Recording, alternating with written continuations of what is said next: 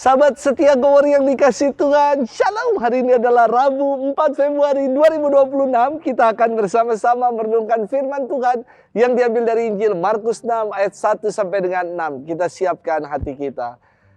Haleluya, haleluya, haleluya. Domba-dombaku mendengar suaraku, sabda Tuhan. Aku mengenal mereka dan mereka mengikuti aku. Haleluya, haleluya, haleluya. Tuhan bersamamu dan bersama rohmu. Inilah Injil suci menurut Markus. Dimuliakanlah Tuhan. Pada suatu ketika Yesus tiba kembali di tempat asalnya, sedang murid-muridnya mengikuti dia. Pada hari Sabat Yesus mengajar di rumah ibadat dan jemaat yang besar takjub ketika mendengar dia. Mereka berkata, dari mana diperolehnya semua itu? Hikmat apa pulakah yang diberikannya kepada kita? Dan mukjizat-mukjizat yang demikian bagaimanakah dapat diadakan oleh tangannya? Bukankah ia ini tukang kayu anak Maria? Bukankah ia saudara Yakobus, Yoses, Yudas, dan Simon? Dan bukankah saudara-saudaranya yang perempuan ada bersama kita? Lalu mereka kecewa dan menolak dia. Maka Yesus berkata kepada mereka, seorang nabi dihormati di mana-mana kecuali di tempat asalnya sendiri, di antara kaum keluarganya dan di rumahnya. Maka Yesus tidak mengadakan satu mukjizat pun di sana, kecuali menyembuhkan beberapa orang sakit dengan meletakkan tangannya atas mereka. Ia merasa heran atas ketidakpercayaan mereka.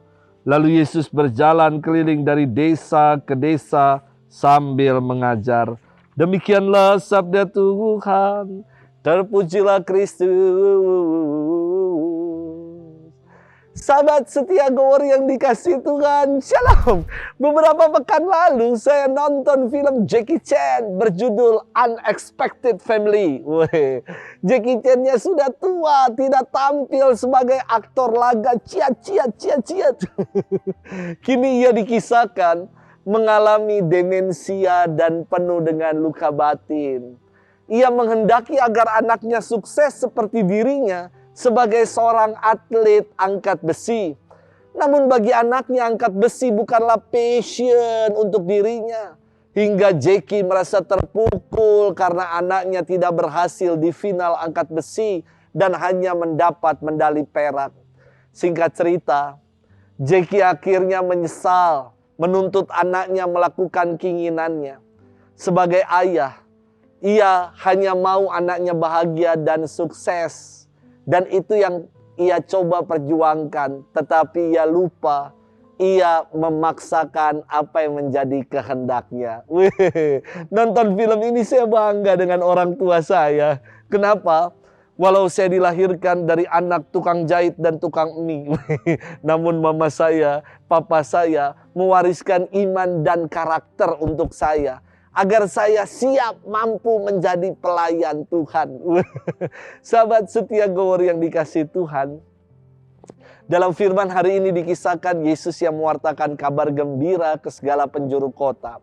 Namun sungguh miris. Yakni di kampung halamannya sendiri justru Yesus ditolak. Dasar penolakan mereka adalah karena latar belakang keluarga Yesus yang mereka kenal. Yakni Yesus dikenal sebagai anaknya Yusuf. Dan Yusuf adalah si tukang kayu. Mereka menolak Yesus karena tidak mau lebih dalam mengenalnya. Pengenalan orang sekampung Yesus hanya pada taraf luaran, pada latar belakang saja. Tidak menyentuh yang terdalam. Bagi mereka yang sok kenal dengan Yesus, Yesus ini hanyalah anak Maria dan Yusuf, tidak lebih. Maka Yesus berkata kepada mereka, seorang nabi dihormati di mana-mana, kecuali di tempat asalnya sendiri, di antara kaum keluarganya dan di rumahnya.